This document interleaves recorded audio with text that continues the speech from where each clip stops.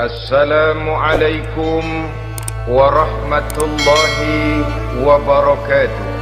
Waalaikumsalam warahmatullahi wabarakatuh.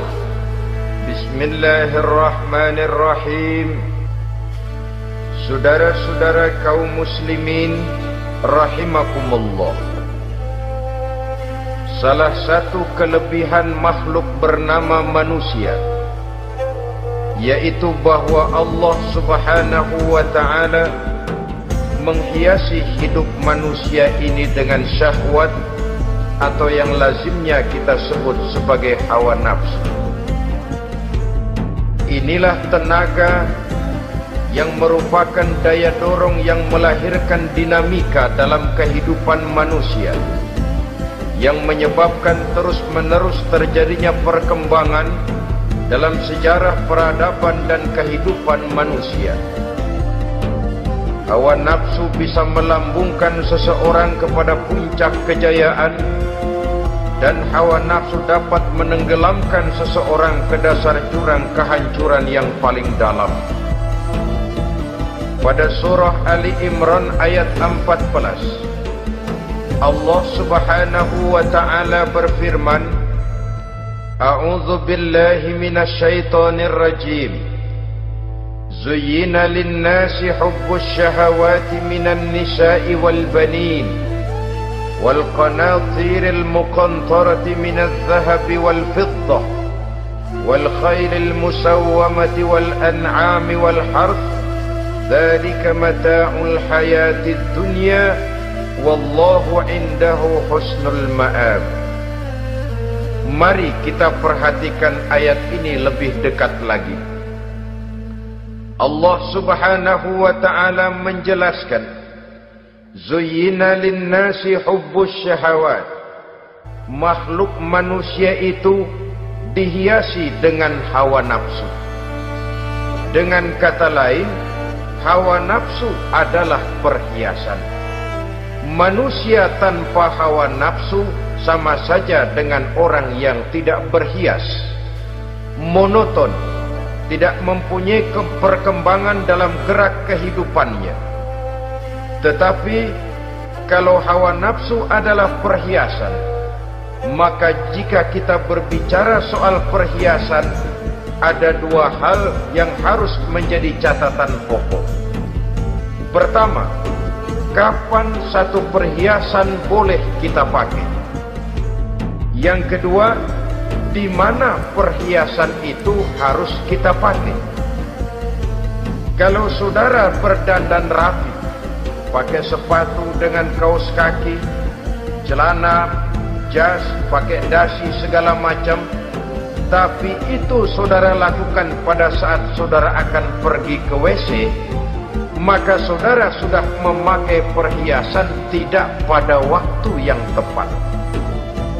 Begitupun sebaliknya, kalau jam tangan saudara pakai di kaki, kopiah saudara pasang di kaki, lalu sepatu naik ke atas jidat, maka saudara memakai perhiasan tidak pada tempatnya yang tepat. Demikian juga sifat yang bernama nafsu.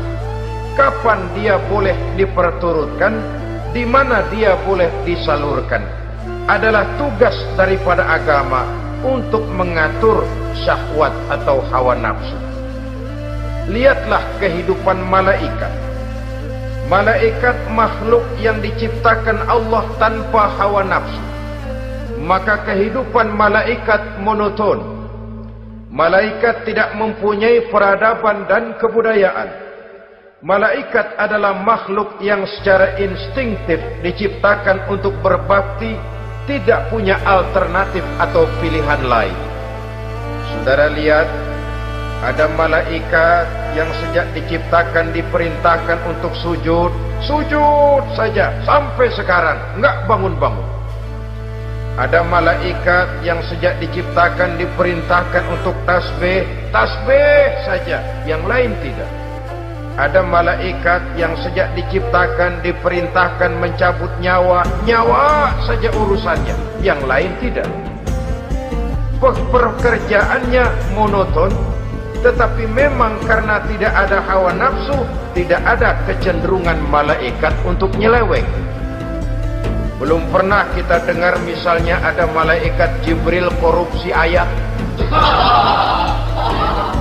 Ini kelihatannya ayat bagus ini, nggak usah disampaikan kepada bawahan, Muhammad dipakai sendiri saja. Tidak.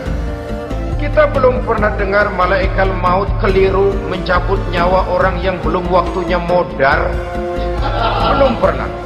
Malaikat itu ibadun mukramun, la ya'sunallaha fima amarahum wa yaf'aluna ma yu'marun. Maka kehidupan malaikat adalah monoton. Dinamika tidak ada, peradaban dan kebudayaan juga tidak ada. Andai kata bumi dan seluruh isinya diserahkan kepada malaikat untuk mengisinya, barangkali saudara tidak akan pernah kenal jembatan Semanggi, saudara tidak akan pernah kenal Monas, gedung-gedung bertingkat, gedung-gedung pencakar langit.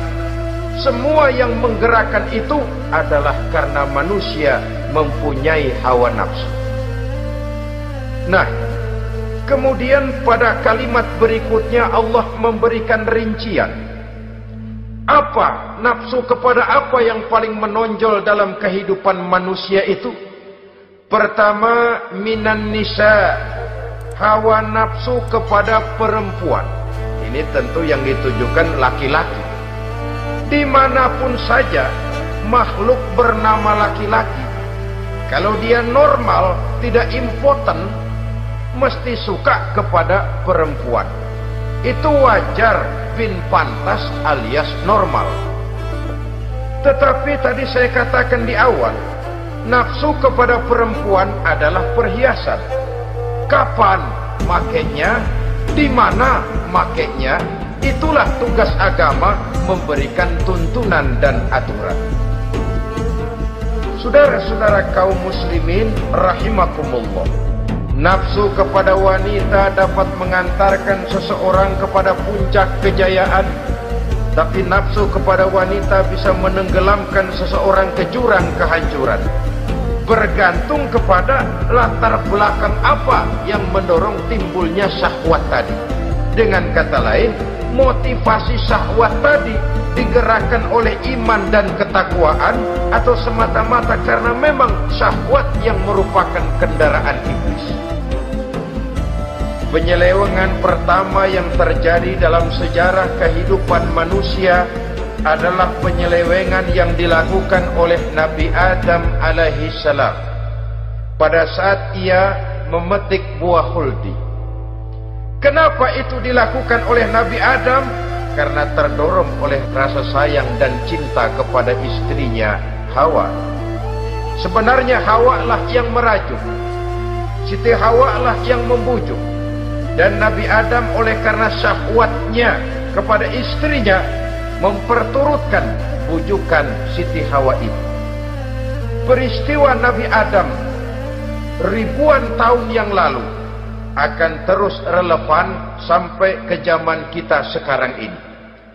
Berapa banyak orang-orang yang karena terlalu ingin menyenangkan istrinya, lalu tidak segan-segan melakukan perbuatan yang menyimpang, baik itu merugikan orang lain, merugikan masyarakat, bahkan merugikan bangsa dan negaranya.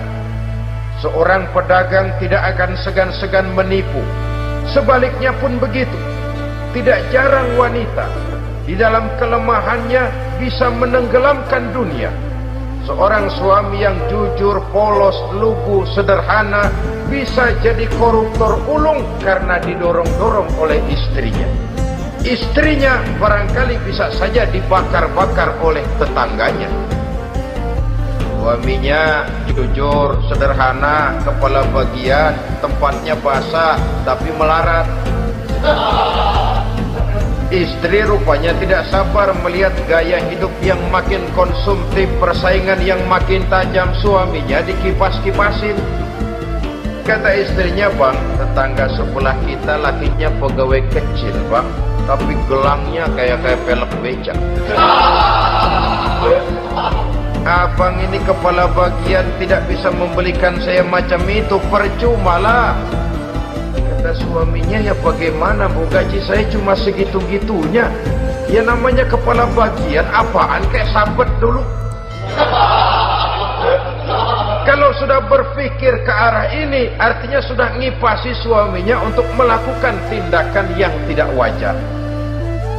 Saudara-saudara kaum muslimin rahimakumullah, sejak zaman klasik sampai kepada zaman kita sekarang ini, kita melihat kecenderungan syahwat kepada wanita ini. Julius Caesar yang katanya gagah perkasa ternyata tunduk di bawah kaki Cleopatra. Napoleon Bonaparte, the Lion of Europe, singa daratan Eropa, luas kekuasaannya, gagah perkasa tentaranya, kepada siapa dia tunduk? Ke bawah kakinya Margaret Josephine. Demikianlah di zaman kita sekarang, kita melihat di Jepang, betapa Perdana Menteri Uno didesak mengundurkan diri dari jabatan Perdana Menterinya oleh karena terlibat skandal dengan geisha. Kita juga melihat di Amerika betapa Senator Gary Hart dari Partai Demokrat yang masih muda, jenius, diharapkan masa depan Amerika lahir dari tangannya, terpaksa mengundurkan diri dari calon presiden oleh karena terlibat skandal dengan Donna Rice.